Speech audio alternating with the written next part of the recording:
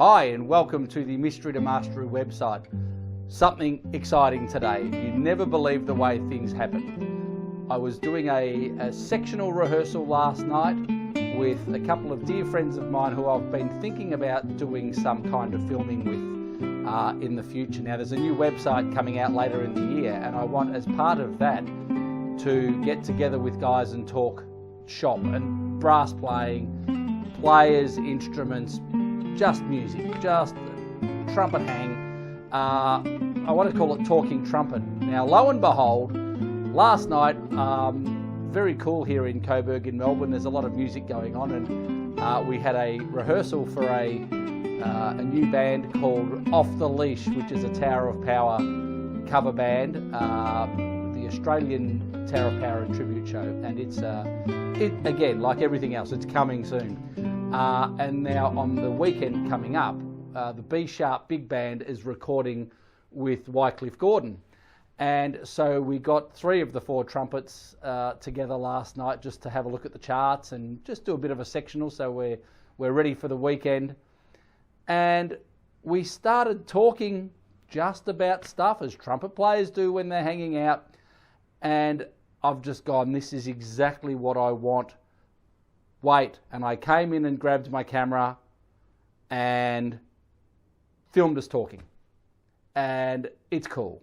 You'll get a lot of interesting information out of a couple of my dear friends, Michael Fraser and Gianni Marinucci. We're doing a show. That's right. We're doing a show, and I don't know when the next one is going to be because we didn't recognise that last night was going to be the first one, called Talking Trumpet. Talking Trumpet with Frase and the 2 Gs, Michael Fraser, Gianni Marinucci, and Greg Spence, the 2nd G. So what I'm about to show you is our first episode, very impromptu. As you can tell, it's the audio from the camera. I ended up running in and grabbing a light to put on. It's fun. So if you're into a bit of a trumpet talk, please get in contact with me. What are the things that you want us to talk about? Open shop. It's going to be really fun. So without further ado, I'd like to introduce you to Gianni Marinucci, Michael Fraser, Talking Trumpet with Frase and the 2 Gs. Enjoy. That's right, no beer for us. We're very civilised. Cheers. Here's cheers to episode 1 of Frase and the 2 Gs. Yes. Michael Fraser, trumpet extraordinaire here in Melbourne. No. Gianni Marinucci, trumpet extraordinaire here in Melbourne, and me, the host. So we are going to be talking about trumpets, about trumpet players. Now we should say, of course, that we are endorsers. Yes. So we put that out the front that we love our instruments. Yes. I'm endorsed by the wonderful David Tenby trumpets, and yes, Greg by the fantastic Yamaha trumpets. Yes. But we were talking about vintage horns a lot today. That's all we'll be talking about. Apparently, because Fraser's brought along a special piece of equipment here. Oh, if you could just hold on a second. I have to play my It's in Gianni's contract that we have to have a chorus. Any requests? Which song would it be? It had to be you. It had to be you. Okay. Really? Okay, I tell you what, because he's requested it had to be you. No, how about Joy Spring? Joy Spring. Here's one chorus of the changes of Joy Spring. You ready? 1, 2, 1.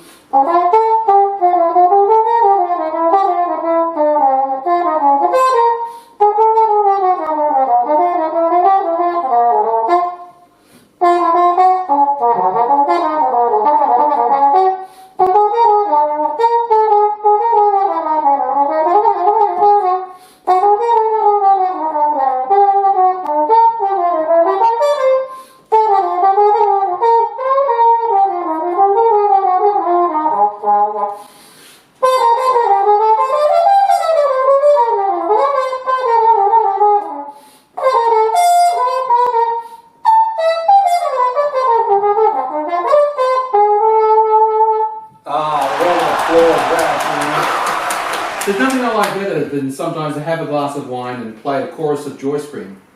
Well, we were having a sectional for the B-sharp big band. We're actually recording this weekend with Wycliffe Gordon internationally renowned, famous jazz trombonist. I'm sure glad you can't say this rehearsal. Well, it'll all be down on track on the weekend, so we'll see how we go with that one, won't we, Gianni? We will. We'll see how we go. So let's we digress.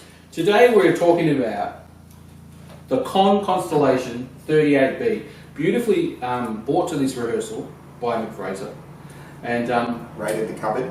you raided the cupboard today. How many trumpets? Just for people that haven't met you before, how many trumpets do you have at home? Look, there's a lot worse people than me, but yeah, probably sporting about a dozen B flats at the moment. A dozen. About a dozen. Okay, good. Yeah. So you sort of the Yeah, situation's okay. under control. Right, good. Like any. Cheers. Well, you know what they say, if you haven't got a dozen trumpets in your cupboard, what are you doing with your life? Well, it's just So- one for every note. You know? That's right. So this is it, and it's, I must say, it's very shiny. I, just like Bill Chase, I like to do my hair. So before I'm going to play a note, I can see myself in the mirror. Just putting it out there, one of my favourite of all time trumpet players, Bill Chase. Yes, Yeah. what a legend. Who didn't play the Conn Constellation. No, he But of didn't. course, some people No. who did play the Conn Constellation trumpet, and some people still do. Let's go modern and go backwards. Currently, Tom Harrell plays this trumpet, Joe Magnarelli. Joe Magnarelli, although I think he might have gone on to a Yamaha actually. I think he might have been a Bobby Shoe horn. Really? But we think there's a similarity between... I don't want to get a lawsuit in episode Let's one not. of Frase Okay, and so let's Two move Gems. on. So I don't know, but he did certainly play one of these Played for a one long for a time. long time. He did, he Yeah. did. And the Brian McDonald from the Eminent Note plays a 36B, 6B, which is yep. the smaller bell version of this horn. And Chet Baker played one of these on the You Can't Go Home Again album and quite a few albums in the 1970s. And there's a great picture of Chet on the front of that LP holding his Conn. Yep. And you know, the trumpet looks in good nick. Chet's looking a bit worn out, but he sounds beautiful. You know. On Chet Baker, just sidetrack the movie that you've seen on Chet Baker, the recent one. What's your take on that? Oh, that's very interesting. So I thought it was We're going to better- talk anything trumpet related. Yeah, I thought it was anything. better than the Miles movie. I Right. had some problems with the Miles movie, and Ethan Hawke did a pretty good job. Sorry, Although, Gianni. See, Yeah. we're talking horns as well with the Miles movie. Was one of those problems the fact that he played Yeah. a bar? let's not get started. So apparently, Miles Davis played a Bach trumpet and a Monet trumpet. Now, nothing to disparage those fine instruments, but as a trumpet player, Michael plays Bach. to see Miles Davis holding a Bach trumpet would be like, Thumbs I down. don't know, it'd be like kind of seeing, I don't know, like Enzo Ferrari drive a Lamborghini. yes, or Oh. seeing like a documentary on when Australia won the America's Cup and the wing keel. Remember? Yeah. Like there's no wing keel. Instead, We there's beat like, those Yanks, didn't we? yeah, and instead of a wing keel, there's like a bag of tomatoes under the yacht. Yeah. That's what it's like seeing Miles holding that Bach nothing against Bach Anyway, trumpet. well done to the So, producers. yes, so. Not correct. So that was really disturbing that Miles didn't have the right, he didn't have a Martin Committee trumpet, which was his trademark. He was like the face of those horns, speaking of vintage horns. Mm-hmm. He should have been playing a Martin. But, so the Chet Baker movie, let's not talk about horns with the Chet Baker movie, because in the Chet Baker movie, I think he had an Olds with the weird, where the pipe goes the other way and the third valve's out here. Some wow. strange... Con trumpet. Roosevelt. I don't know what it was, but it looked like, it was the trumpet that Chet never played in his life. Yeah, right. If you're making a movie about a trumpet player, let me look into camera and give you some advice. When you're making a movie about a trumpet player, get the trumpet right. It's just an idea. It might help with the impersonation. Here's another bit of a little tidbit. I don't want to take the show over. No, please do. When you're making a movie about a trumpet player, I don't see many trumpet players who play like this when they're playing within the range of 3 notes.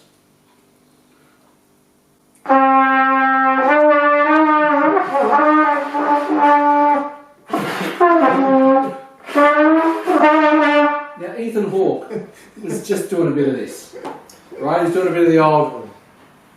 The irony is Pivot. because it's filmed in Hollywood, the home of the best trumpet players in the world. I was about to say they gave it a bit of Hollywood, but you can't say that because a bit of Hollywood means he would have been That's right. absolute gun. But So, anyway. yeah, I'm Facebook friends with a friend of Chet's who played with him. I won't say who it is, but he was... I wasn't impressed with this impersonation. No offence, Ethan, I don't think you're going to see this. But yes, maybe an idea is when you make a movie about a trumpet player. Please share Frase and the two G's and with Ethan Hawke. That is Facebook our page. That's exactly. Yeah. Our challenge for week 1 is to get Ethan Hawke to see this video. Now, if you do watch this, Ethan, I thought you did a fantastic job. It really was an interesting film to watch, but here's a funny Ethan Hawke story about the trumpet. Before we get back to the Conn, Ethan Hawke said he went to get trumpet lessons because he thought I should learn to play because actually Don Cheadle learned to play. He plays great. He plays all the right valves for all the sides. That part was amazing. Yeah, that's revolutionary. For some actor in Hollywood to Mr. try. Hawke go and get lessons from? Oh, so Mr. Hawke, do you know the answer? No. Oh, so I was curious. I don't know who it was, but the guy said to him, "Listen, Ethan, listen, Ethan," he said, you could play the trumpet. You could practice the trumpet for 9 years. You ain't going to get near what Chet was playing. So why don't we just mime?" Yeah. I thought that was good advice. Unfortunately, maybe just also watch some Chet videos because when Chet played, interestingly, and you can see some good videos on YouTube of Chet playing this horn from the 70s, nicely filmed. Chet actually had really good technique. He had like a nice chops this after he had his false teeth. His valve technique was incredible. Very relaxed hand. He could play really fast, and he sat really still. He didn't move the horn around. Yeah. He kind of just sat there and really quite a beautiful technique, and that didn't come across in the movie, unfortunately. Yeah, right. That's Hollywood. But well, the soundtrack was there any original soundtrack, or was it all? Actually, there was no Chet on the soundtrack. It was all a guy who forgive me, I can't remember his name. Our viewers will let us know. He did a great job, basically imitating Chet. And there's a big scene at the end of the movie where Chet's kind of coming back from his teeth. I'm not giving any story away from his. And this guy had to create a moment where Chet makes his comeback. Dizzy actually got Chet his first comeback gig in New York at a place called the Half Note. They do it in Birdland at the movie, but it was actually at the Half Note. Chet tells a story.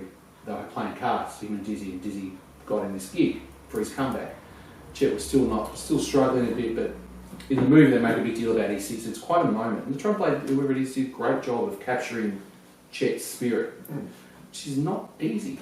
You know, these guys have really unique sounds. Sure. All of them, whoever they are, these big famous guys. Yeah.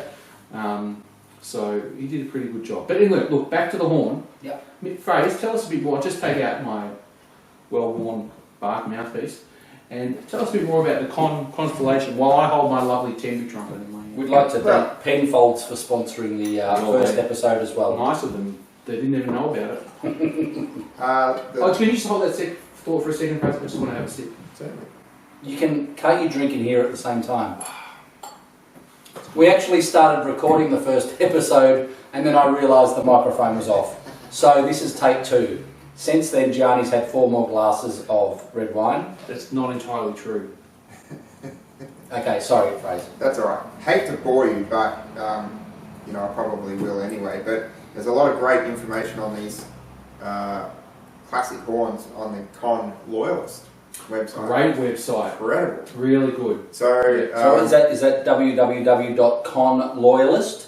No, www.conartist. No, wait a minute. I think it's Conn Loyalist. Sorry, no. It's actually a hard website to find. You have to Google it because the actual domain is weird. Oh, yeah, it's got some weird thing, so you have to Google Conn Loyalist. Yeah, Conn Loyalist. Loyalist. Yeah. Okay, cool. But incredible depth of knowledge with all their horns and stuff. But this particular one, so the backstory on the 38B, it's essentially Conn's version of a long cornet with a trumpet receiver, the B receiver. So that denotes that the B is for trumpet, A is for cornets. So from here on, it's exactly the same as their long cornet, their long Constellation cornet, which came first in the 50s. And that's the interesting part about this bit. I realised they made the cornet first. The cornet and came who was first. the famous guy who played the 28A? We were just listening to him with the Count Basie Orchestra. Thad Jones played Thad Jones, who hated the trumpet. Yeah. I read an interview with Thad Jones where he said he played the trumpet while he was in the army, hated it. Yep. Couldn't wait to get back on a cornet. Sounds like my ex-wife.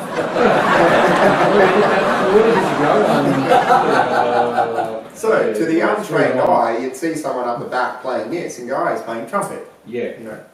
And you get a trumpety sound out of that cornet by using a trumpet cut mouthpiece instead of a cornet. You can get a really trumpety sound out, like the Eamon, one of our local guys, great trumpet player, plays that trumpet, the 28A, the cornet trumpet. But they get going. But as Gianni said before, fascinating horse. Small bore, I think 0.438 thou, not that bore makes a big difference, and this is the case in point that it's a small bore trumpet, but open wrap, big bell, open blowing. Big Can you explain open wrap? Like, let's compare, like what that means compared to a well, let's take our tooting slides, shall we? Yeah, so here's for example. Yep. So if you put those together, you can see the difference there. So the wrap on this one, you've got a lot of different horns. I do. Can you feel the difference in that? Like, I guess it's a bit hard to pick where any differences come from, but can you? No, for me, it's probably the end result. I don't think about too much about. I think it's interesting the way horn designers design their horns to make it work, but ultimately it's about how it plays and the end result and whether it works for you or doesn't work for you. And the fact here that we've got a medium-large horn that Gianni's holding his tembi, a small bore horn here, and a medium bore. It's the body shoe 83 So they're all going to sound like trumpets and get the end result, and hopefully connect with the player so that they can do what they want to do. But unlike most modern horns, these older horns, which I'm sort of interested in, there's a lot more different design elements from the different companies, the major companies back then, of which many have been sort of taken over by larger companies or just gone out of business because people weren't buying their horns and whatnot, which is really sad because you don't see cool horns like this so much anymore. Everything essentially looks like a bark copy. Now, I don't say that in a bad way because there's a reason that everybody copies the bark. I play one. Well, I play real bark, but don't even get me started on that because that's not a real bark anyway. That's what I've got in here, my 1955 Mount Vernon Bark 43, that's a real bark. Anyway, well, that's debatable as well. Don't even get me started. it is. Yeah. These are all things that we will discuss in weeks and months coming forward. Absolutely. About things like the barks. But this horn, sort of the second iteration of the 38B. This one's 1963, unrestored. So it can kind of give you an accurate reflection of a horn that hasn't been banged up, that's been looked after, of how they would have played sort of back then when they were new. But all the changes, all the different iterations are on that Conn Loyalist website. This is still a horn built in Elkhart before the company was sold and moved to Texas. Abilene. I've got an Abilene one. In That's Texas. what I've got, yeah. Supposedly, so the internet says, is the quality control went way downhill and the horns just don't play the same. I think it's kind of fair. I think by the time you get to that era, they're hit and miss. Yeah. Whereas all the ones basically in the 50s tend to play more similar. Yeah. And the reason that I sort of bought a whole bunch of vintage horns, and particularly this one, is because of its long-standing history in a wide variety of jazz styles, from sort of its iteration sort of in the 50s, 60s, whatnot, and that can be seen by just such the variance in players that actually used it. Snooky Young played one of these when he was on the Basie band all through the 60s. Incredible playing, incredible songs, incredible recordings. Standing next to Thad playing his cornet version of this. Cat Anderson, Maynard Ferguson, it was, he played a 38B. Apparently it's the longest period of time he ever played one particular horn, which was about 9 or 11 years, I think it was, from about 1958 to the late 60s, when he moved on to a different con. I think it was the 60B, this what they call the Super Constellation, which is a lighter version of that horn. Much lighter, yeah. And then he sort of went on a different sort of pathway and ended up with Holton, and was with Holton for a long time. But before that, he made horns in England. You know that? Remember he made the Bessons. The Besson was called a Inquisitor. Anyway, I spoke to someone about those horns. No, maybe I saw a DVD or something. There's a Maynard thing floating around where the guy talks about those horns, and he swears that they were the best horns Maynard ever made. These English besses, which that's the horn that Holton apparently started copying. Apparently, because the Holton's nothing like these horns. Nothing like these. The Holton's extra large bore, 468 all the way through. I think no step bore or anything like that. From what I understood was that, see, getting back to Maynard again. So before he played the 38B, which is on some of my favourite recordings from the late 50s through the sort of... Danny Boy, that's on the 38B. Incredible. All that stuff, yeah. But before that, from what I understand, he was playing, so on Kenton's band, very early on, he was playing a large bore Mount Vernon, and there's pictures of him with it. And then he was playing the number 3 bore, which is a large bore marked committee. And from what I understood was that Holton sort of copied elements, not the step bore design, but the valve block. The valve block's very similar and different things like that. When Maynard went to Holton. Right, because his Holton trumpets do look barkish in a way, don't they? Yeah, they're very conventional looking. Yeah. But even through that period of time, there was a 304 and 305, 308. The 308, I think, was the banana horn, the bent bell one, which was a monster. And there was the 470 or something, which is the horn James Morrison played for years and years. Which you can see on the slide. That's right. On James Morrison at the winery. Winery, yeah. And that had the slide. It was like a slide, combination slide and valve trumpet. And you could Maynard kept playing that. So they made him a couple of them, but they've become collector's items. They go for a fortune now. You could play the trumpet and move the slide into second position. Now the trumpet's in A. Or you could use the slide while pressing the second valve down. Now the trumpet's in A. But the slide position was so close, it wasn't very functional as a slide trumpet. But it was extra large bore, bent bell. The bell was bent up so the slide could get past the bell. That's the only reason that they had that bent bell, and they bent it at a peculiar angle, not like Dizzy's, which bends much sooner. And so a lot of people were really drawn to it because it was actually a really warm sounding horn. I think maybe because of this long tuning slide and the large bore and had a big throat on it. But yeah, Holton stopped making it. Holton was sold because they don't exist anymore. So you can't get that horn anymore. I think Bach, who bought Holton, still make one of the Maynard horns, like a 308 or something, which is the large. I think there's still one, or maybe the Admiral, the 505. Oh yeah, right. Intermediate horn. But Holton also, while we're talking about old horns, there was a story floating around that they bought the old tooling from the Mount Vernon factory, and that's what they turned into the T101, the whole symphony trumpet. Which I tried one of those when I was in New York. How did it play? 95, incredible. I was choosing between that and a Bach 37G. Okay. Yeah, right. And I ended up going with the 37G because I thought it would be easier to resell. At that point, I was getting a minute trumpet and I was trying to raise some money. Sure. I was in the States so I bought the Bach, and I did sell it easily when I got home. But the Holton played great. Wow. And I had my bass player, we were on our way to Germany for a tour, and he was in the room listening with me at the woodwind and the brasswind in New York City that got sold because some insurance company or something took over the building and they had to move out. They were great. And so they had these little trial rooms. You could change the ambience of the room by pressing the button.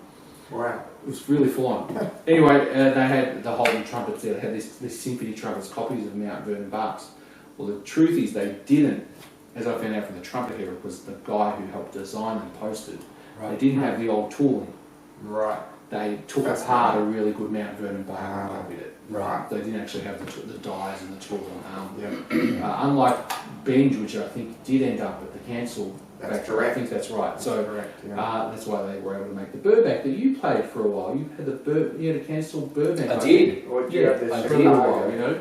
I played the Chicago. I played the Chicago, which was a copy of the Benj. That's right. So you played that. The copy of the 3X Plus. You played the 1001. Sure. He would. It's many years ago. It was a long time ago. I played a wonderful can still, and I very much enjoyed it. Yes, I remember. Back in the day, Yeah. And so it's very interesting the way these companies And I think Holton was a real family then. That's what Maynard liked about them. Vito was the boss. I remember that. Yeah. Because he was a reminder of the Godfather. You know, you go to see Vito. I always imagine Maynard going in and saying, Vito going, "Hey Maynard, come in, tell me what you need. You want an extra large bottle? I'll take care of it. Don't mention it." You know. So Holton was making a lot of horns, you know, and here's an interesting fact. You know, Miles, who played the Martin committee trumpet, Holton. all through the 50s and 60s, and then Holton took over the Martin name. And when he made his comeback, apparently he liked the valve section from the Holton Admiral trumpet, which is a short stroke. So if you look at Miles' trumpets, it's apparently got the valve section from the student trumpets with the Martin reverse lead pipe and the colours and all that stuff. But he liked that short throw kind of valve thing. Which, by the way, the Conn, if you ever look at their valve section, I think the casing is a bit taller, and they feel short. Like the Conn Vintage 1 that came out in the 90s, late 90s, whatever, and copied the bracing and stuff of that on, had very like this short throw valve. They go because the casing is longer. If that makes sense. I think that's what it is. Casing's longer, yeah. It might be something like that. Like they don't feel like they've got as far to go. As well, you know. And as like serious question, as like lead trumpet, all round trumpet players, but you both play a lot of lead. Yep. Do you like to have both these horns have a bit of resistance in them, don't they? Like at the front of the horn, I think like they're not super because that's small bore, and that horn too. They have a bit of something to kind of you don't fall into the trumpet like with a large bore trumpet. Do you reckon that's something that's kind of important when you're playing a horn that you have a bit of resistance? You know. Not resistance in hard to blow, just it doesn't feel like you're kind of falling into the lead pipe like it's massive. Sure. Yeah, look, I've played sort of smaller bore horns and horns that sort of have that resistance that's closer to them, you know, 5, 6, 7 years ago and stuff like that. But where I'm at with my playing and stuff at the moment, I'm playing more freer blowing, more open horns now. I'm kind of enjoying that. So what I'm playing on at the moment is a Bach 72 lightweight with a 43 pipe, which is a very, very common sort of Bach setup that many people use for Broadway shows and playing in big bands, and very versatile and stuff like that. But it certainly has a different feel to a conical bore horn or a shoe horn, which I played for many years, that 8310. And would you say this is a conical bore trumpet, the Conn? I don't know. I actually don't know if it's 438 right through the whole thing. Yeah. I was under the understanding that, like a cornet, which it essentially is, that it would start small and get gradually bigger. expand.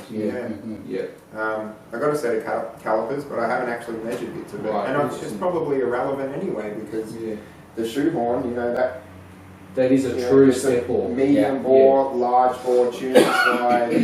You know, it's different everywhere. Yeah. It's about the design and to get the end result. You know, so how a certain feel. How would you compare these two? Because you played this for a long time. Because I mean, to answer to your question, I played bigger horns earlier on, and anything smaller felt too tight for me because I was just in the habit of trying to give it way too much, and that's where now the process of backing off and not working anywhere near as hard as I used to try and fill up a really big horn.